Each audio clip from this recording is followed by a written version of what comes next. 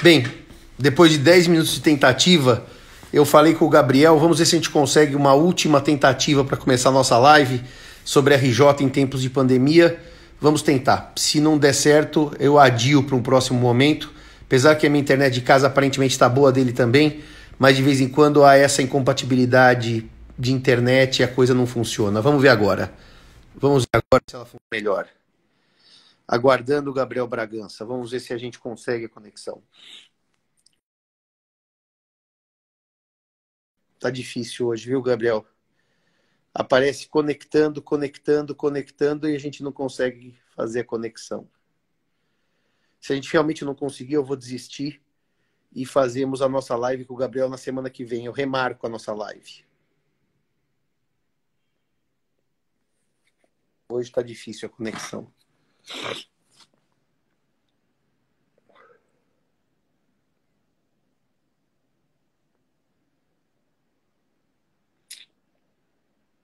Infelizmente, não conseguimos hoje. E o pior, assim, quando é um tema que eu consigo falar, eu até falo sozinho, mas recuperação judicial e pandemia tinha que ser com o Gabriel mesmo.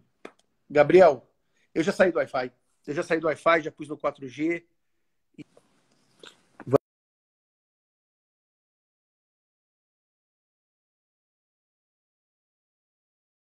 Vamos ver se a gente... Eu saí do Wi-Fi já e não pus no 4G. Bunazar, o Gabriel não consegue entrar falar de recuperação judicial em tempos de pandemia, então vou ter que pôr o Bunazar falar de recuperação judicial em tempos de pandemia. Não, o Gabriel não está conseguindo a conexão, Bunazar. Parece aquela nossa primeira live do escritório, que nós quase ficamos loucos para conseguir a conexão. Depois, nas outras, a coisa funcionou tão bem, mas nessa daqui eu estou com alguma dificuldade de conexão. Vamos ver se o Gabriel entra agora, vai? Vamos tentar agora. Vamos tentar pela última vez. Realmente, se o Gabriel não entrar, eu vou pedir desculpa. O Gabriel Alô? entrou. Eu falei, vamos tentar por uma última vez, e o Gabriel entrou. Você vê que a esperança é a última que morre. Gabriel, tudo bem? Tudo bem, meu amigo Simão? Boa tarde. Desculpa, Simão, a falha técnica aqui, eu não sei o que estava acontecendo, mas dessa vez funcionou, ainda bem, é isso que importa. Olha, eu não sei se a internet é minha ou a sua, mas isso são as questões que eu brinco das artes do diabo da tecnologia, que de vez em quando tudo dá certo, de vez em quando nada dá certo. E pior assim, Gabriel, fiz live com você ontem. Hoje eu tive uma rinite por conta da mudança de temperatura, mas eu falei para os amigos, não se preocupe que não é Covid, que eu fiz o exame terça-feira, saiu ontem o resultado, eu não estou com Covid. Mas estou com rinite. É o tempo, Simão, é o tempo. Graças a Deus estamos todos com saúde, né? Aqui em casa isso também. Gabriel, me conta uma coisa. Você é especialista em recuperação judicial de longa data e com uma atividade advocatícia intensa em matéria de recuperação judicial. Eu desativei os comentários porque os comentários pesam e a live acaba derrubada. A gente reabre os comentários. Estava aí nosso amigo Sacramone nos assistindo, o Danilo de Recife, o Bunazar entrou agora, a Carolina de Curitiba, muitos advogados, empresarialistas, juízes, no caso Sacramone, gente que põe a mão na massa. Então, a primeira pergunta que eu quero te fazer sobre recuperação judicial é a seguinte. Nós tivemos por milênios a famosa concordata. E, de repente, o legislador vira, muda o nome, muda a lei e traz um sistema novo que eu vou chamar para as empresas em dificuldade. Vamos falar lato sensu. Um sistema repensado. Me diga, o sistema atual vigente de recuperação judicial é bom, é ruim, onde ele falha, onde ele acerta? Antes mesmo de pensarmos nesse sistema na pandemia, eu queria um panoramazinho sobre a recuperação judicial no Brasil antes de março, antes da Covid e antes do lockdown. Perfeito, Simão. Meu amigo, em primeiro lugar, obrigado pelo convite. Tá? É uma satisfação estar aqui no seu canal. Eu já tenho comentado com você há algum tempo que eu sou um fã assíduo seu. Tento participar e assistir, na verdade, todas as lives que você costuma fazer. E são sempre muito interessantes. Aliás, amanhã teremos uma live tão interessante quanto a de hoje, porque aí a gente entra mais na parte histórica e cultural. De novo, muito obrigado, é um prazer. Fico muito feliz de saber que meu professor Sacramone está assistindo. Mando um grande abraço para ele. O professor Bunazar também é uma pessoa muito querida. Todos aqui estão agora me assistindo o professor Simão. Obrigado, é uma satisfação. Simão, a gente na verdade, você tem todo, obviamente, uma história por trás, né? A concordata, ela repensa um procedimento que vem de séculos para cá e que a ideia em si era um benefício legal, né? É uma natureza, a natureza da concordata era mais institucional. O Estado, ele através do cumprimento de determinados requisitos pelo devedor, ele estabelecia, ele impunha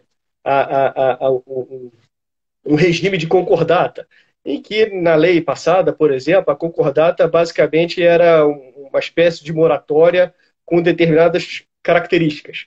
Então, por exemplo, o devedor que conseguia cumprir determinados requisitos, ele pedia a concordata e a lei estabelecia a possibilidade para ele, por exemplo, de pagar aos seus credores, num prazo de 24 meses, até 48 meses, que seja,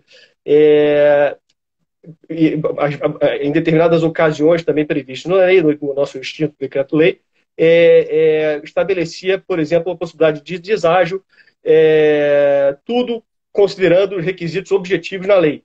Você poderia, por exemplo, a lei estabelecia a possibilidade de um deságio de até 50% no pagamento de seus credores, contanto que, de novo, o devedor cumprisse aqueles requisitos previstos na lei, contanto que pagasse à vista os seus credores.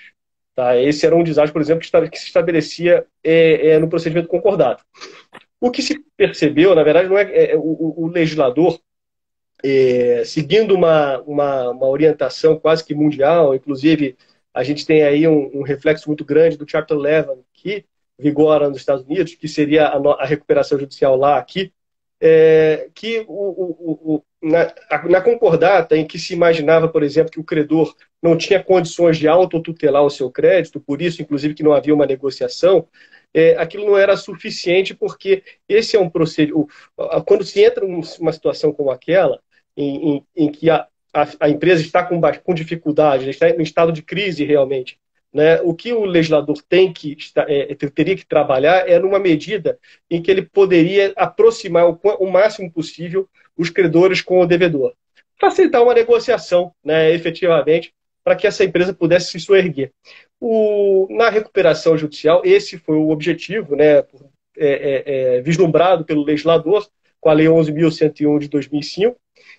Temos aí diversos casos, obviamente que a inauguração, talvez que o processo que inaugurou o procedimento de recuperação judicial foi o processo da Varig, como sabemos.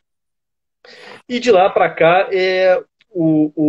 enfim, a recuperação judicial cresceu muito e, obviamente, eu não estou entrando ainda no mérito da pandemia, mas o que se percebe é que, de fato, se está tendo sucesso ou não está tendo sucesso o procedimento, é uma outra história. Mas o objetivo por detrás da lei, que é a negociação, eu acho que, sem dúvida alguma, é mais interessante que o da concordata. Gabriel, que ano que você começou a atuar nas RJs como advogado? Simão, eu sou advogado desde o ano 2004. Né? Então, em recuperações judiciais, na verdade, quando entrou a lei de recuperação judicial, eu já comecei a acompanhar, na época, trabalhava em um escritório que representava um credor, então eu já comecei a trabalhar logo no início do processo, no início da lei em si, né? Representando um credor na época, quando houve a recuperação judicial do procedimento da Varig. E de lá para cá... Perdão. Só para voltar para o passado. Então você já entrou na lei nova, você já pegou esse espírito da lei de 2005. E você, nas suas conversas com seus colegas da área, que eu sei que você também, como eu, tem vários amigos que atuam na área, há uma sensação de que a lei é melhor do que a antiga concordata, ou seja, que estamos num clima legislativo mais propício, ou não? Eu queria ouvi-lo sobre isso. Simão, eu vou ser muito sincero. Deveria ser melhor. Deveria ser melhor. Porque, de novo, a ideia é estimular a negociação entre credores e devedores. Porém, e aqui eu posso lhe dizer, pelo ponto de vista talvez mais do credor especificamente do que do próprio devedor, essa solução não tem se mostrado tão boa quanto era da concordata. Verdade. Tá? De novo, tá, Simão? Acho que a ideia por detrás da lei ela é louvável e ela é perfeita. Mas nós temos, é comum de se ver, tá, planos de recuperação judicial atualmente em que se estabelece deságios de até 80% até 90% com pagamentos parcelados. E isso se deve porque a posição do... Eu estou falando agora a posição do credor, tá? Porque a posição do credor na recuperação judicial, se ele não é um credor relevante e que ele tenha condições de negociar aquele plano porque o voto dele é interessante para a empresa de recuperação judicial, ele acaba sendo dragado por um plano que muitas vezes não é interessante para ele. E isso é muito comum. A gente sabe, o processo de recuperação judicial, de acordo com a lei, aí você vai no artigo 45, você estabelece basicamente, são 4 classes. Né? Em termos de natureza de crédito, são 3 classes. Né? Você tem a classe 1, classe trabalhista, credores trabalhistas, classe 2, credores com garantia real, e classe 3, credores quirografários. E ainda criou-se depois, posteriormente, uma 4ª classe, que seria do micro e pequeno empresário. Para o plano ser aprovado, o plano num cenário comum, cenário ordinário, digamos, ele teria de contar com 50% de voto por cabeça e por crédito dos credores de cada uma dessas classes. Na verdade, em suma, a maioria dos credores, desculpa, não é 50% exatamente, porque é a maioria simples dos credores. A maioria simples dos credores de cada classe viabilizaria a aprovação do plano. E numa hipótese excepcional, que é o tal do cram-down, é que poderia o juiz, se uma das classes não houver aprovado o plano, ele vir a substituir a vontade dos credores e considerando, obviamente, é a única hipótese que a lei estabelece, inclusive, que pode o juiz fazer uma análise do equilíbrio econômica do processo do plano de recuperação judicial como um todo. Tá? Mas, enfim, por que eu disse que para o credor muitas vezes não é interessante? Porque a recuperanda, ela conta. Ela pede a recuperação judicial, e eu estou falando da recuperação judicial especificamente aqui, tá, Simão? Não estou entrando no mérito da recuperação extrajudicial, tá? E outros procedimentos. E a recuperação extrajudicial, aliás, esse talvez seja o processo, infelizmente, não tão utilizado e que eu acho que seria um procedimento mais saudável em se tratando de soerguimento de uma empresa em crise.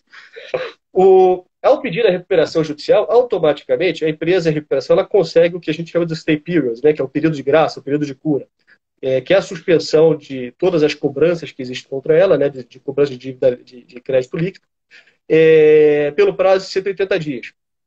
Esse prazo, teoricamente, ele não era prorrogado. Ele não é prorrogado, porque a lei estabelece que ele é improrrogável. Mas a jurisprudência ela veio caminhando no sentido de ser, sim, possível essa prorrogação, contanto que o devedor ele não tenha contribuído para essa morosidade. O que quer dizer contribuído? Que o devedor ele tenha, de alguma forma, protelado o curso da recuperação judicial, por exemplo, não apresentando o plano no prazo, não se colocando à disposição para a Assembleia Geral de Credores durante esse período de 180 dias. Que a ideia do período de 180 dias é justamente viabilizar, favorecer, dar um oxigênio a mais para o devedor, para que ele possa, durante esse período, negociar com mais tranquilidade perante seus credores. Esse é o que o direito civil já chama de prazo de graça. De graça quer dizer, ele não teria o prazo, mas os credores ou a lei concedem um prazo além daquele prazo que é o prazo natural do cumprimento das obrigações.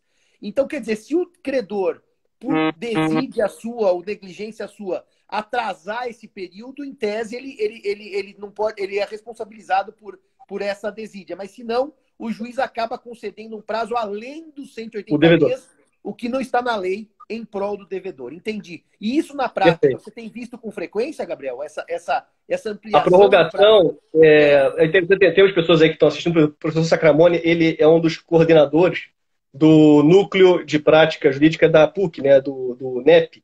E lá se faz hoje um trabalho de estatística muito interessante, Simão. O que a gente tem visto, por exemplo, aqui no estado de São Paulo, um plano de recuperação judicial para ser deliberado, ele está demorando em torno de 511 dias. A mediana. É muito tempo. É muito tempo. Uau! E muitas das vezes, isso acompanha-se esse período não só com o período de graça, com a prorrogação desse período de graça. E qual que é o problema? De novo, voltando àquela questão do lado do credor. Qual que é o problema para o lado do credor? O credor ele sofre com um problema de assimetria informacional. Ele não tem condições, quando começa uma recuperação judicial, condições adequadas, muitas das vezes, para saber qual é a situação daquela empresa, se ela tem condições de soerguer, qual é o business plan para ela no futuro. São informações, muitas vezes, que ficam trancada a sete chaves entre os acionistas da própria empresa. O ideal da recuperação judicial é a transparência, que todas essas informações sejam adequadamente compartilhadas. Mas quando você dá um período muito grande de suspensão, né, se estressa demais uma negociação entre credores e devedores, o que acaba acontecendo, e isso eu posso dizer um pouco na prática, é que após, por exemplo, 511 dias, ultrapassado 511 dias, o credor ele meio que passa a não ter mais tanto interesse assim no próprio procedimento da recuperação judicial. E aí a disputa, na verdade, é aquela vontade, aquela proatividade de buscar o seu crédito, né, de tentar trabalhar no plano que seja mais interessante para ele, acaba se esmerecendo um pouco. Tá? Isso, infelizmente, acontece. Eu estou dizendo aqui de novo pelo lado do credor. Tá? Depois eu posso até falar pelo lado do devedor. De maneira que planos de recuperação judicial com deságio acima de 50%, que o concordato falava 50% do pagamento à vista, acima de 50% de forma parcelada, aconteça com muita frequência. E veja bem, 511 dias é para aprovar o plano. Até aprovar o plano, dificilmente o devedor paga alguma coisa. Depois é que se aprova um plano, se estabelecendo um deságio mais um parcelamento.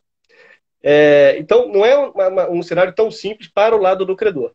Para o lado do devedor, por outro lado, a gente tem uma certa dificuldade porque a lei de recuperação judicial ela não tratou todos os créditos e todas as garantias como sujeitos ao procedimento. Não é? Por exemplo, nós temos aí a garantia de alienação fiduciária, Simão, que você conhece tão bem, né, do direito civil, sim, que a natureza jurídica, em suma, é você dar a propriedade resolúvel para o credor. Sim. Se você dá a propriedade resolúvel, até pelo conceito da própria garantia, não faz sentido que o crédito que está garantido por essa garantia se sujeite ao processo de recuperação judicial, já que a propriedade já pertence ao credor. Claro. E na falência, a gente chama de extraconcursalidade, no fundo. Extraconcursalidade, exatamente. Aqui na recuperação, o termo extraconcursal não é muito adequado, é mais apegado para a falência. Sim. E você está coberto de razão. O crédito não se sujeita à recuperação judicial e, infelizmente, por conta dessa ineficiência e desse descrédito que muitos dos credores têm em relação à recuperação judicial, são instituições financeiras, Simão, que são elas que acabam pegando mais esse tipo de garantia, muito dificilmente a gente vai ver um trabalho, uma cooperação entre esses credores e a devedora, porque eles estão mais preocupados em pegar a sua garantia, em ficar com a garantia. Eu ia te perguntar exatamente isso, Gabriel. De toda a sua conversa, eu realmente não trabalho na área, mas me surgiu uma dúvida, que eu acho que nossos ouvintes também teriam essa dúvida.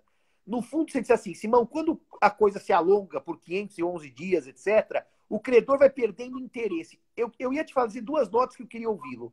A primeira é que se o credor for um credor com garantia fiduciária, propriedade resolúvel, ele tem interesse zero, porque no final a garantia vai reverter em favor dele e se falir, vai para a ideia de extraconcursalidade. Ele abre a porta e fala, me dá o que é meu.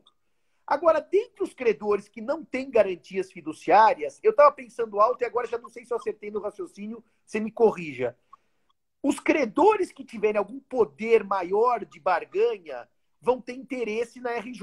Os credores que forem menores e que não conseguirem negociar entre si, que não tiverem uma articulação técnica e política, e às vezes nem tem os melhores escritórios também assessorando, vamos dizer, os credores que são credores que eu vou chamar de mais frágeis na negociação, para esses credores, eles praticamente parece, e você me corrija, isso é uma pergunta, não uma afirmação, que eles iriam numa onda. Vamos ver o que está acontecendo. Eles não teriam protagonismo na RJ. Eu estou equivocado? Eu acho que você está perfeito, Simão. Não teria esse protagonismo. E mesmo os credores que, de certa forma, ainda que eles não tenham a garantia fiduciária, mas tenham um crédito relevante e poderiam ter um voto considerável na recuperação judicial, a depender do cenário, se é uma empresa, por exemplo, que não possui uma grande quantidade de ativo físico, né, ativo imobilizado, que seja, é uma empresa, por exemplo, que é mais, talvez, condicionada a lucrar por conta da prestação de serviços. Não é? O cenário de falência é muito ruim para o credor. Né? Ele não vai enxergar uma situação que, numa falência, por exemplo, ele tenha uma condição maior de receber o seu crédito, senão na recuperação judicial. Então, isso também acaba pesando muito na hora da aprovação do plano. É matemática no final, né, Simão? O credor ele vai voltar no plano considerando qual que é a chance dele recuperar o seu crédito na recuperação judicial vis-à-vis ao que ele recuperaria num procedimento de falência. E o procedimento de falência, infelizmente, Simão, ele é muito moroso. Não, nós temos alguns projetos de alteração da lei. Talvez, acho que o projeto tem, inclusive o PL 6229, que está em curso, que altera boa parte da lei de recuperação judicial. Muitos dos dispositivos que estão lá, eu tendo a não concordar, mas a parte que eu estou 100% de acordo é na falência, porque o projeto de lei, a ideia em si é dar maior celeridade ao processo de falência. Por exemplo, nós temos um grande problema na falência, que é, obviamente, toda aquela questão de a análise de crédito, o procedimento do administrador judicial, que era o síndico antigamente, na lei passada, né, de arrecadação de bens, etc., para ir só após toda a formalização desses steps, que ele possa começar a atuar na realização de ativo, leiloar bens, etc. Isso acaba demorando muito, isso acaba estressando demais, prejudicando, inclusive o bem em si, né? Acaba atuando de forma contrária, gerando um certo perecimento no bem por conta do tempo. E o projeto, por exemplo, a ideia que vem à tona vamos tentar vender tudo logo de uma vez, realiza o ativo, deposita judicialmente e aí depois a gente discute e vê o que fica para cada um, né? E acho que é um cenário muito mais fácil. Eu estou aqui resumindo, tá, Simão? Não estou falando, obviamente, dos dispositivos e dos detalhes. A ideia é uma ideia geral. Ideias gerais. Exatamente. E aí, obviamente, com dinheiro em caixa, né, com dinheiro depositado em juízo, fica tudo muito mais fácil, imagino eu. A corrida muda completamente. Então, entendi. O procedimento de falência ele é muito ineficiente. Então, isso tende a ajudar bastante a aprovação de planos de recuperação judicial, ainda que o plano não seja a contento dos credores de maneira geral. E é aquilo que eu falei, a recuperação, em suma, o devedor ele conta o voto. Ele vai tentar conseguir os votos que sejam suficientes para a aprovação do plano. E aí, tendo esses votos, ele não precisa melhorar a condição do credor. Ele pode trabalhar em um plano de recuperação judicial que seja mais interessante para ele, né? Ou seja, que dê mais gás, mais fôlego, para que ele possa manter as suas atividades. E, Gabriel, aprovado o plano, tem algum efeito para as garantias? Por exemplo, fiador, ou avalista, ou garantidores em geral, não a propriedade fiduciária, nem a regra própria da propriedade resolúvel. Qual é o efeito dessa aprovação do plano para os garantidores, vamos chamar assim? É um tema muito interessante para a gente discutir aqui em cima, você como um grande civilista, porque o plano de recuperação judicial importa numa inovação, né? Só que é uma inovação especial, é uma inovação estabelecida na lei de recuperação judicial. E a lei, ela estabelece, aí você pega o caput do 49 e o 59 também da lei de recuperação judicial, que ela diz que permanece, na verdade, inalteradas, válidas e eficazes as garantias que foram contratadas com o devedor. Então, teoricamente, esta inovação imposta no plano, ela não afeta aquelas garantias que foram contratadas anteriormente, né, originariamente, entre credor e devedor. Certo. Mas há discussão sobre isso, tá, Simão? Inclusive, há na jurisprudência, o STJ já tem se debatido muito com relação a isso, sobre a possibilidade de supressão dessas garantias a depender da vontade dos credores na Assembleia Geral de Credores. O que se tem debatido é se os credores, se a maioria dos credores votou num plano em que se estabelece a supressão de uma ou outra garantia, há entendimento no sentido de que essa garantia já não tem mais validade. O que, na minha opinião, não faz sentido à luz do que está disposto expressamente na lei. É até uma preservação, é uma forma de você assegurar o interesse do credor, de novo, e a lei ela é muito clara nesse ponto. Tá? Quando você pega o artigo 47 da lei, que trata dos princípios gerais que regem a recuperação judicial, né? Uma norma principiológica, ela basicamente estabelece o seguinte, que a recuperação judicial ela serve na manutenção da fonte empregadora, né? Basicamente, são os empregados aí que têm o interesse dos empregados em si, o interesse dos credores. Então, o interesse dos credores. Os credores, eles são os mais tutelados na recuperação judicial. Em primeiro lugar, obviamente, os trabalhistas, os credores trabalhistas, mas, na sequência, os demais credores de acordo com a identidade do seu crédito.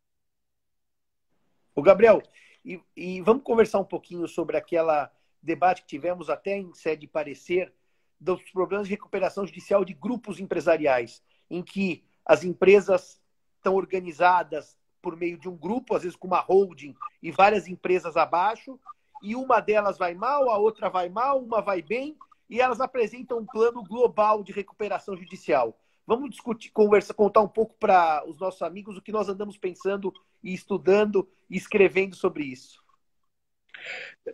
Ótimo, Simão. Esse tema é muito bom. A gente contou com um parecer magnífico seu, aliás, num caso particular em que eu atuei.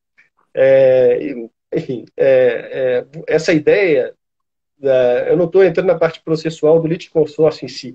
A nossa discussão é material. É o que eles chamam de consolidação da consolidação ativa da recuperação, né? Você reunir no plano de recuperação judicial, no mesmo acordo, né, vários devedores, todos eles respondendo da mesma maneira pelo cumprimento do plano de recuperação judicial. Esse tipo de medida, no meu entendimento, e acredito que do professor Simão também, ela representa, na verdade, uma desconsideração da personalidade jurídica. Porque são as empresas, é o grupo, reconhecendo que existe uma sociedade em comum entre essas empresas. Reconhecer a sociedade comum, porque e isso é muito. Quando se faz o pedido de consolidação substancial, é muito claro que se reconhece essa sociedade em comum, porque qual que é o argumento? Olha, eu preciso que elas todas respondam pelo mesmo crédito, porque, na verdade, o caixa é único, eu não tenho aqui uma situação em que realmente a atividade seja distinta entre uma empresa e outra. E, no fundo, é uma confusão patrimonial que ela acaba confessando. Confissão patrimonial que, nos termos do artigo 50, né, Simão, do Código Civil, representa a hipótese de desconsideração da personalidade jurídica. Então, na prática, por ser uma desconsideração da personalidade jurídica, os efeitos da desconsideração da personalidade jurídica acabam tendo que acontecer também no procedimento de recuperação e em outros procedimentos também. Então, na recuperação judicial, se há consolidação da ativa, no caso, né, esse fenômeno da desconsideração da personalidade jurídica, você pode ter um plano único para todas as empresas, mas se houver, por exemplo, a falência, todas elas acabam tendo que responder também, ou seja, a falência de todas as empresas que estão dentro desse mesmo liame. E num procedimento fora da recuperação judicial, digamos, você tem os credores não sujeitos à recuperação judicial. Tem determinados créditos que não só pela garantia, tá, Simão? A gente falou aqui da alienação fiduciária, mas você tem outras circunstâncias, por exemplo, como o contrato de adiantamento de câmbio, né? O chamado ACC, porque o legislador, para estimular esse tipo de operação, ele destacou no artigo 49, parágrafo 4º da Lei de Recuperação Judicial, da Lei 11.101, que o crédito proveniente desse contrato não se sujeitaria à recuperação judicial. Então, você, ao executar esse contrato, que não está na recuperação judicial, você não está adstrito a uma garantia, por exemplo. Você pode executar, na verdade, outros bens. E essa desconsideração que foi reconhecida na recuperação judicial pode perfeitamente também ser aplicada na execução judicial deste contrato ACC. Só para fazer uma nota, a empresa, como grupo, se propõe a juntar tudo num bolo só. Ou seja, a consolidação substancial é isso. Um plano único. Só que daí, quando interessa a ela, somos todos um único ente. Quando não interessa, não. O meu patrimônio está preservado e não responde por dívida da outra. No fundo, é o que eu chamei nesse meu trabalho de personalidade jurídica seletiva. Eu escolho quando somos vários ou escolho quando somos uma coisa só. Então, é assim, no meu interesse para recuperação, somos todos uma coisa só. No meu interesse para não perder patrimônio em execução, somos cada um uma coisa autônoma, cada um com uma personalidade. E tinha um negócio complicado, né? O seu parecer foi perfeito, Simão, foi perfeito. E isso é um pouco da... Perdão. Não, no fundo, são dois pesos e duas medidas, e eu jogo com a personalidade jurídica quando me interessa. Então, enquanto me interessa, são autônomas as personalidades jurídicas. Quando não me interessa, não são autônomas. No fundo, isso é o velho e bom abuso do direito. Isso volta na ideia do caso Solomon, lá atrás, da desconsideração. Mas, Gabriel, o papo tá bom, mas nós temos nossas lives caem em 1 hora. Então nós temos que avançar, porque agora eu quero fazer a pergunta da vez. Você é um homem que advogou já desde 2005 no setor. E 2014 passou pela crise do governo Dilma, com aquela quebradeira, aquelas dificuldades econômicas, recuperação. Você não é um novato em crise econômica. Você viveu a crise de 2014. Só que, de repente, quando o país parecia que ia voar, alçar altos voos, parecia que havia dados econômicos, março, antes da pandemia, que as coisas iam melhorar, existia essa certeza, de repente houve a pandemia, houve o lockdown, houve aquele momento histórico de 80% do PIB paralisado e, evidentemente, a atividade empresarial se desorganizou de uma maneira brutal e nunca antes ocorrida. Não no Brasil, no mundo todo. Porque, afinal, um PIB mundial em lockdown, nunca isso tinha ocorrido numa economia globalizada. Me diz, Gabriel, pandemia, recuperação judicial, situação das empresas, como é que você está enxergando os problemas agora da RJ nesse momento pandêmico? Simão, a recuperação judicial, em resumo, é uma negociação entre credores e devedores, e a gente não pode intervir nessa situação. Eu acho que a lei ela estabelece esse procedimento de maneira muito adequada. A questão se é boa para o credor ou para o devedor é uma outra circunstância que a gente começou mais cedo. Aliás, é muito bonito quando se fala de recuperação judicial, porque é uma matéria extremamente interdisciplinar. Todas as matérias, todos os campos do direito, você acaba podendo trabalhar dentro de uma recuperação judicial, assim como outras matérias dietéticas, por exemplo, a economia. Acho que a economia tem uma influência enorme. Por isso que quando se fala do law econômico nos Estados Unidos, você tem uma influência gigantesca quando se fala de bankruptcy e Chapter 11. Aliás, até quando a gente falou um pouco antes sobre a questão da consolidação substancial e o problema da desconsideração se é ou não, muito daquilo se deve, obviamente, a comportamento oportunista, né? Que aí, nas palavras de Williamson, né, que seria a busca do alto interesse com avidez. Isso é comum. Agora, o cenário da recuperação judicial, estamos na pandemia, né? 2014 era uma situação um pouco diferente. Era crise econômica, de fato, mas era uma crise econômica não tão estrutural quanto é agora. O que, naquela época, Simão, realmente as empresas se serviam da recuperação judicial com o objetivo de impor essa negociação para cima dos credores. Os credores, obviamente, teriam que estar sujeitos e tentar, com isso, aproveitar e sair com um plano de recuperação, se a empresa for recuperável ou não. Agora, com a pandemia, o que me parece, é um problema que acaba afetando a todos. Credores e devedores estão todos no mesmo... tudo farinha... Desculpa, Simão, mas é tudo... não vou dizer que é farinha no mesmo saco, mas é uma situação que... Acho que eu ouvi até você conversar outro dia numa outra live falando dos contratos de locação.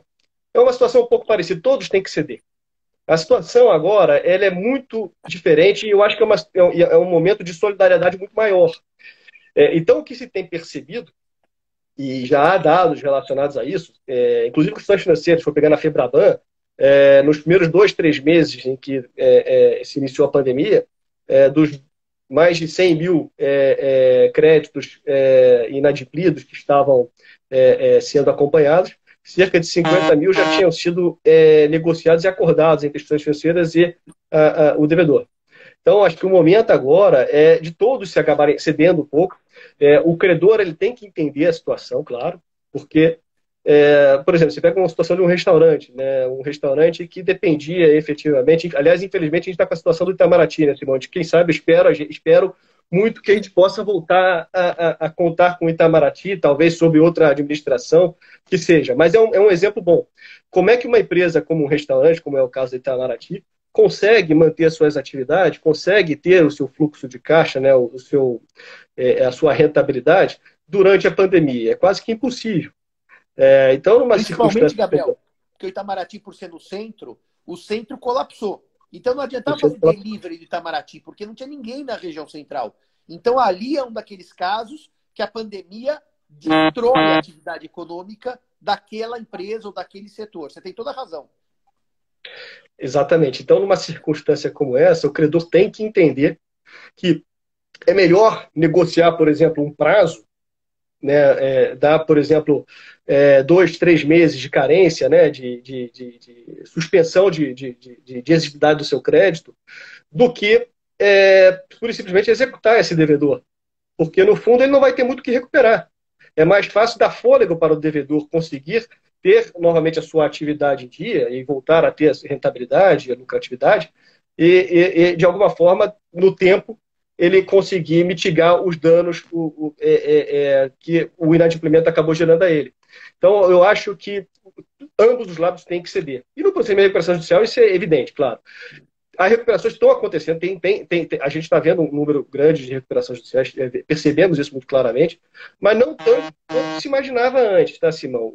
Se você pegar os números de março, abril, maio, o número de recuperação judicial comparativamente ao ano passado não aumentou.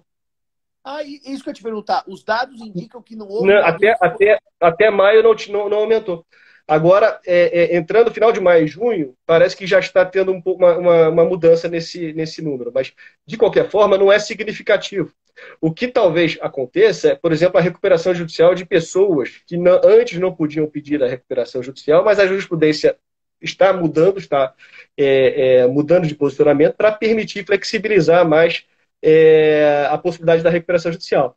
Que a lei ela estabelece na recuperação judicial, artigo 3º, que para pedir a recuperação judicial você precisa ser um empresário. Essa é a máxima. Você precisa ser empresário. A lei é muito clara com relação a isso.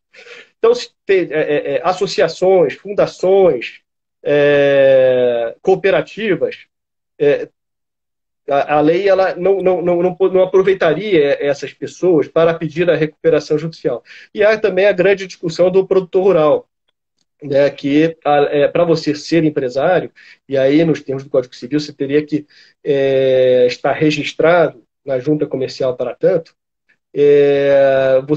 segundo a lei de recuperação, você precisa demonstrar um prazo mínimo de 2 anos enquanto empresário para pedir a recuperação judicial. Então a discussão se eu fiz o pedido agora na junta comercial, se a partir dali conta-se os 2 anos ou se na verdade eu posso provar por outro meio que eu tinha uma atividade organizada tal qual empresa para pedir a recuperação judicial. Não vou entrar nesse mérito, acho que não cabe aqui a gente nessa live, meu amigo. Mas isso acabou, como a jurisprudência foi alterada, está sendo modificada, me parece, nesse período, agora, nos últimos 2 meses, sobretudo agora por conta do precedente recente que teve o STJ através da 4ª turma, possibilitando, por exemplo, a recuperação judicial do produtor rural, interpretando que esse registro seria declaratório, o meu entendimento é constitutivo, mas, de novo, eu não vou entrar nesse mérito. A tendência é que haja um aumento de recuperação judicial dessas pessoas que antes não podiam pedir a recuperação judicial. No Rio de Janeiro, nós vimos agora recentemente a Faculdade Cândido Mendes, que é uma associação. Sim. E ela pediu a recuperação judicial e foi deferida em 1º grau. Então, esse é um outro aspecto que não tem a ver com a pandemia, necessariamente. Tá certo. Mas Gabriel, a pergunta que eu te faço, ela é muito simples. Você entende que, nesse momento, eventualmente esses números não tenham aumentado tanto por conta abordar um pouco a baixa atratividade da RJ para as MPS? Depois o Gabriel faz uma notinha sobre isso. Mas você acha que é por conta de uma certa maturidade, Gabriel, do mercado de negociação, como aconteceu basicamente na locação empresarial, comercial, em que houve uma maturidade mercadológica e um amplo movimento de renegociação contratual, tanto que também eu imaginava que o judiciário ia ficar abarrotado de demandas e não ficou, porque muita gente negociou. E você reputa isso, o baixo número de RJs, ou seja, vamos chamar assim, de uma maturidade no setor de negociação contratual nessa compreensão da pandemia? Você acredita que isso tem influenciado? Eu acho que sim, Simão. Eu, sinceramente, de novo, todos estão cedendo. Há uma maturidade maior, porque o momento é único, né? Acho que, enfim, no Brasil a gente não vivenciou jamais uma situação como agora. Então, essa crise é uma crise estrutural e, infelizmente, todos acabam sendo impactados por ela. Eu acho que há uma maturidade maior, de maneira que os credores estão tendo que ceder um pouco mais. Mas, de novo, naquela linha da tese do Williamson, o oportunismo sempre haverá. Não só o oportunismo, como, obviamente, algumas situações peculiares. As recuperações judiciais estão acontecendo, mas o que eu tenho visto aqui em São Paulo, isso é muito bom, Simão, eu acho que, de novo, a negociação é a primazia. E o Tribunal de Justiça de São Paulo está prestigiando esse ambiente de negociação. o que é muito bacana. Eu sei que não tem a ver muito com a sua pergunta, acho que eu já respondi. Eu acho que há uma maturidade maior. Mas agora estou indo para um outro ponto que eu acho que é bastante interessante, que é com relação a como o judiciário tem se portado, se ele está intervindo ou não nesse ambiente negocial. No direito civil, a gente via, por exemplo, nas discussões de locações, isso foi muito comum, né, Simão? Quando você começou a tratar muito das teses de força maior, se é caso de unidade excessiva, se aplicaria, por exemplo, a teoria da quebra da base do negócio. Na recuperação judicial, a gente, pelo menos esse é o meu ponto de vista, meu entendimento, eu estava assistindo, o professor Sacramone também está aqui, ele comunga da mesmo entendimento. A recuperação ele tem um aspecto, a natureza jurídica que a gente defende é de um contrato sui generis, de um contrato sem gênero. Tá? Nesta linha, você poderia até pensar, então eu aplicaria, por analogia, por exemplo, este regramento do Código Civil. Eu digo isso por analogia porque a lei de recuperação não trata em nenhum momento sobre essas hipóteses de força maior, unidade excessiva, que seja. Tá? Eu entendo que não, porque não há uma relação de equivalência. Por que não há uma relação de equivalência? Porque o objetivo da recuperação judicial é evitar uma situação excepcional. Tá? A recuperação tem que ser vista como uma exceção ao procedimento de falência. Que os credores, eles analisem a situação do devedor e negocialmente trabalhem com uma saída que seja melhor para ambos. Então não adiantaria dizer que eu vou, então, com a minha caneta, dizer que há força maior e suspender aqui o cumprimento de um plano de recuperação judicial, por exemplo. Entendi. Não acho, eu acho isso, em termos econômicos, eu acho extremamente nocivo. Eu acho que cabe, e aí isso tem acontecido, se prestigiar, por exemplo, ao invés de, pura e simplesmente, se decretar a quebra de uma empresa porque não cumpriu durante esse período de pandemia, contanto que é devidamente justificado, se convocar, por exemplo, uma Assembleia Geral de Credores e deixar os credores decidirem isso. Ou seja, no fundo, o juiz devolve aos credores que aprovaram o plano um poder de renegociação com o devedor do próprio plano para ajustá-lo ao momento pandêmico. Mas não o juiz canetar e falar, por exemplo, suspenda os pagamentos em curso por pedido do devedor. É essa a ideia que você defende? É isso que essa é a ideia que eu defendo. Exatamente. Ou seja, devolver a quem negociou o poder de renegociar e não uma intervenção do juiz sobre um acordo, o que você chamou de contrato sui generis, sem gênero. Eu acho interessante sempre, porque o princípio da conservação do negócio jurídico idealmente parte das partes. Idealmente. Okay. E o juiz intervém. O professor Junqueira dizia uma frase que eu acho genial. Juiz não pode contratar, porque juiz não estava no contrato. Então, se o juiz contratar no lugar das partes, é alguma coisa estranha, porque eu estou combinando com alguém que eu não tinha combinado antes. E ele dizia isso quando houve aquela crise econômica em 99, que os leasings em moeda estrangeira explodiram, e daí os carros comprados em dólar, financiados em dólar, houve aquele preço enorme da minha prestação, meu carnezinho do Banco do Brasil com leasing em dólar disparou. Ele dizia, o problema do leasing, né, da época. Você lembra disso, né? Lembro. Trocar o dólar pelo IGPM, como querem alguns, que o juiz faça isso, é uma coisa estranha, porque o juiz estaria criando um índice contratual estranho à vontade das partes. E o juiz não é parte no contrato original e não pode ser parte no novo contrato. Tanto que no novo arranjo, o juiz não pode, por sentença, criar obrigação que as partes não criaram. Mas você sabe que o Junqueira defendia, e eu tenho saudades, porque eu me lembro tão bem disso no almoço, que, por exemplo, a solução da redução do dólar para o dólar médio, que foi a tese que acabou prevalecendo no STJ, era adequada, que você reequilibra o contrato nos critérios dados pelos contratantes e não criando critério fora do contrato. Mas é interessante essa observação. E aí eu já ia te fazer uma pergunta, então, para a gente já começar a pensar na conclusão da nossa conversa. Você viu algum plano de recuperação judicial, e sua atividade é intensa nesse sentido, em que o devedor pediu para parar de pagar com a pandemia, ou que houve uma nova reunião de credores para discutir o plano? Você viu isso na prática ou você não viu isso na prática? Já há vários processos com esse tipo de requerimento. Aqui em São Paulo, a tendência é não acatar esse tipo de pedido. Tá? Como eu falei, a tendência, já há várias tentativas nesse sentido. O que o juiz faz de novo, vamos tomar uma Assembleia Geral de Credores e deixar os credores decidirem o que é melhor para o surgimento da empresa e o melhor interesse dos próprios credores.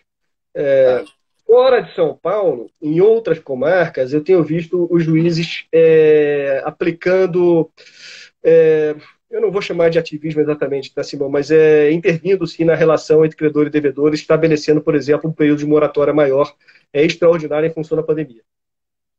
O Sacramone escreveu aí cultura, Saraiva, você sabe o que ele quis dizer com isso, não? Isso é muito interessante. São as recuperações judiciais. Ele não está sugerindo o livro, não. Aliás, eu recomendo muito o livro do professor Sacramone de comentários da lei de recuperação judicial, que, na minha opinião, é o melhor hoje. Há outros grandes livros de recuperação judicial, por exemplo, dos nossos queridos amigos gaúchos, do Tereché, do Spinelli, né, dos Casilli também, que é de comentários que é muito bom. O livro de comentários do Satiro, que ele coordenou, é fantástico. É pena que não tem uma atualização já há algum tempo, mas talvez tenha sido o primeiro e grande livro sobre recuperação judicial. Acho que ele deve estar trabalhando, imagino eu, numa atualização agora. Mas Cultura e Saraiva são recuperações judiciais em andamento. E nessas recuperações judiciais houve esse requerimento de suspensão do cumprimento do plano de recuperação judicial em função da pandemia, mas o judiciário aqui de São Paulo não acatou. Quando você diz o judiciário, só para deixar claro aos ouvintes, é o juiz de primeira instância e o tribunal, ou seja, já a confirmação pelo tribunal de que as recuperações não podem, vamos dizer assim, o plano não sofreu os impactos da pandemia a ponto de poder ser suspenso. Tá certo. Muito interessante, Gabriel, muito interessante. Agora me conta, num mundo pandêmico, com uma economia em lockdown e com profundas dificuldades econômicas, qual é a visão do Gabriel sobre a economia brasileira? Agora vamos falar filosoficamente para acabar a nossa live. Como é que você vê a situação econômica do Brasil daqui para frente? É difícil de dizer, né, Simão? Infelizmente, o cenário é tão imprevisível, não dá para a gente dizer assim, não é uma situação preto no branco, longe disso. Mas eu acredito que a nossa economia ela está mais madura. Tá? Esse é o meu pensamento. Eu acho que nós temos aí um trabalho bem feito, de certa forma, pelo Ministério da Economia. Eu acho, então, eu imagino que essa maturidade maior que me parece haver, estou repetindo muito essa palavra maturidade, ela tende a beneficiar a saída, de maneira geral, digamos assim, das empresas, das pessoas que hoje, obviamente, todos estão em crise por conta da pandemia, mas espero eu, tão logo venha uma vacina, por exemplo. Né? Eu acho que o problema, infelizmente, hoje está dependendo muito de uma solução para a doença em si. Enquanto nós não tivermos uma vacina efetivamente, não dá para opinar o que vai acontecer, por exemplo, no ano que vem. Não há dúvida de que a pandemia é um evento extraordinário. Em se tratando de direito civil, Simão, enfim, o primeiro requisito para aplicar a força maior você tem. Mas, então, enfim, vamos ver. Eu torço muito para que a economia ela volte a crescer no ano que vem. Foi como você falou, a economia estava vindo num cenário muito bom, muito positivo, e aí veio essa bomba da pandemia. Mas não só no Brasil, como em todo mundo. Né? Então... Bom, Gabriel, por outro lado, ontem falávamos nós, naquela nossa live agradabilíssima do webinar do Migalha sobre o agronegócio, esse vai na contramão, quer dizer, da crise, porque eu vi agora, por exemplo, a venda de carne suína para a China. Eu vi uma matéria no jornal que a carne suína disparou a venda, as commodities do agronegócio, que o Brasil, no final, acaba sendo um grande exportador, essas é capaz que tenham uma força importante para trazer um alento para a economia, sabe? Um alento, uma injeção de dinheiro para a economia. Então, eu também não sou daqueles negativistas, sou daqueles mais realistas, mas tem uma percepção de que, enfim, o momento econômico é um momento delicado e que o direito civil, na área contratual, o direito empresarial, na área contratual, na área de recuperação, ele vai precisar passar por um teste, porque detonar os contratos, detonar as empresas, é uma coisa ruim para o Brasil como nação. E, por outro lado, deixar os credores completamente na mão do credor, que, por exemplo, alega a pandemia para não cumprir o plano, também é uma coisa complexa. Então, acho que nós vivemos um momento delicado de teste das instituições e dos institutos jurídicos, né, meu querido amigo? Perfeito, Simão. Quando a gente fala de beneficiar o devedor em recuperação judicial, por exemplo, contra a pandemia, a gente não pode esquecer que o credor da recuperação judicial possui outros credores contra ele.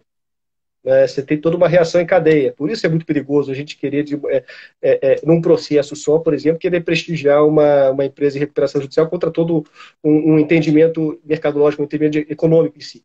Claro. A gente está num grande teste, Simão, e você falou muito bem do agronegócio. É o pulmão do país, né? É o pulmão do país, e isso é muito bacana, porque realmente o agronegócio não parou. Ele continua. E graças ao agronegócio, eu quero crer, o PIB, enfim, a gente não vai ter uma queda tão acentuada. Já vamos ter uma queda acentuada, que se estima de uma queda de 6% praticamente esse ano. É uma crise enorme, sem dúvida alguma. Mas o mundo inteiro está passando por isso. Mas o agronegócio está ajudando. O agronegócio está aí para é o pulmão do país, e a gente tem muita discussão nesse meio, inclusive, em recuperação judicial. Perfeito. Eu vou até vindo aqui o professor Sacramone e vou chamá-lo para uma live para a gente prosseguir a recuperação. Gabriel, você sabe que eu te disse por telefone que há uma demanda enorme dos nossos amigos e ouvintes para que a gente fale um pouco sobre história. O Gabriel Orleans de Bragança, não preciso dizer nada, da família imperial brasileira, também não preciso dizer nada, sobrinho do Dom Bertrand, aquela figura emblemática e queridíssima. Então, Gabriel, eu acho que eu vou ter que te convocar para uma nova live, para naqueles meus setores de lives culturais, falarmos um pouquinho dessa experiência do Brasil Império, do século XIX, das questões dinásticas e monárquicas em geral, porque hoje, mais de um ouvinte pôs lá, Simão, aproveita e fala com o Gabriel sobre monarquia. Eu falei, não, hoje o tema chama-se recuperação judicial, e não no Império. Era recuperação judicial na atualidade. Até podemos depois falar um pouco sobre o Império numa próxima live. Mas eu vou te deixar feito já o convite mesmo. E ao Sacramone também, o Luiz Paulo Vieira de Carvalho, que está aqui também. Eu vou prosseguir uma sequência de lives a partir dessa pandemia. Olha, até a minha rinite melhorou, Gabriel, de falar com você. Olha o ânimo. E queria dizer que, para mim, é sempre muito bom. Eu queria deixar uma nota sobre a nossa live, essa específica, que eu, evidentemente, sou um civilista. E que, evidentemente, não sou um cara que sou comercialista. Mas o civilista tem uma vantagem. Como ele é um sujeito que conhece categorias jurídicas, a gente estuda tudo com muito afinco. Então, fica uma dica para os senhores que a gente não precisa ser comercialista para estudar direito comercial. Tem que ser, de tudo, um curioso e um estudioso que tem a base técnica. E esses desafios que o Gabriel me lançou nesse parecer, e outros, como o do nosso amigo Márcio do Safra, que daí gera um parecer mais de direito civil puro, em outra ocasião, são desafios que só mostram que quem domina bem uma teoria geral domina bem o direito como um todo e o direito privado como um todo. Tanto que hoje eu tenho alguma tranquilidade para debater com um expert como o Gabriel e vou debater com o Sacramone, que é outro expert, o tema da recuperação judicial. É um civilista, mas que, antes de tudo, tem base na teoria geral. Segue esse meu conselho, né, Gabriel? Estude a teoria geral. Dá para advogar em direito empresarial se não conhecer obrigações? Se não conhecer contratos? Acho que é muito difícil, né, Gabriel? É impossível, Simão. Impossível. E quero enaltecer a sua atuação nesse meio, Simão, porque ano passado, por exemplo, nós fizemos uma palestra com você sobre a consolidação substancial na recuperação judicial. Verdade. Você foi elogiadíssimo. Foi no evento, no congresso do TMA, né, do ano passado. Foi um evento muito elogiado e a sua participação, sobretudo. Acho que seria muito interessante você convidar o Sacramone, meu querido amigo e orientador. Tá? É um grande conhecedor da matéria. E quem aqui eu deixo o meu abraço por estar assistindo aqui conosco e de fato é um grande conhecedor da matéria. E Simão, eu adoraria ter essa live com você sobre a história. A gente está aqui conversando aqui sobre direito, mas você é um querido amigo, Simão. Então, mais do que profissional, a relação profissional, acho que a gente tem uma relação quase que fraternal, do qual muito me honra. E eu sei que você é um profundo conhecedor de história também. Inclusive, quando se for falar de história do direito, eu recomendo também procurar o Simão, porque não só como civilista, ele é um profundo conhecedor de história do direito. Obrigado. Será um prazer. Eu terei um enorme gosto em poder participar dessa live com você.